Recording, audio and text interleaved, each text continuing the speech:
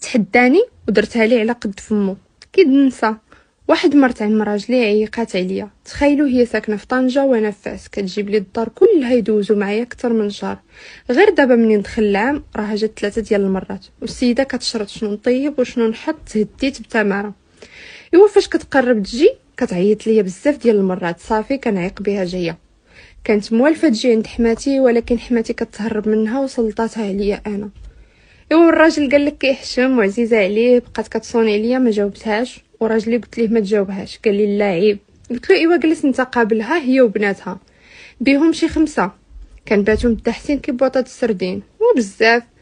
قال لي غتقابليها انتي وغتسكتي.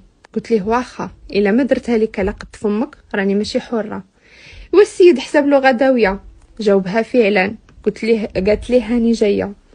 لا قلت لي في الصباح نض جمعت حوايجي باليزتي ومكياجي وكل شي ديالي تم الشامبوانات والكريمات، ونايضه غنقصد دارنا بالرغيب. كيقول لي جلسي وانا والو. عيطت على اختي، هزت معايا الباكاج ديالي وهو تفقص وتعصب. نط بكل هدوء خرجت. لا قلت ليه جاو في الصباح فين مرتك؟ قال لهم راها مسافره مع دارهم.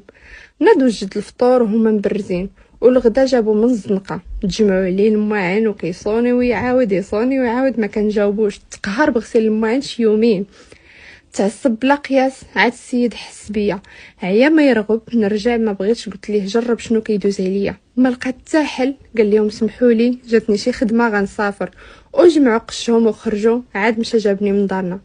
قلت له مزيان باش هاد المره ملي تبغي دير الصواب وتحشم ما ديروش على ظهري.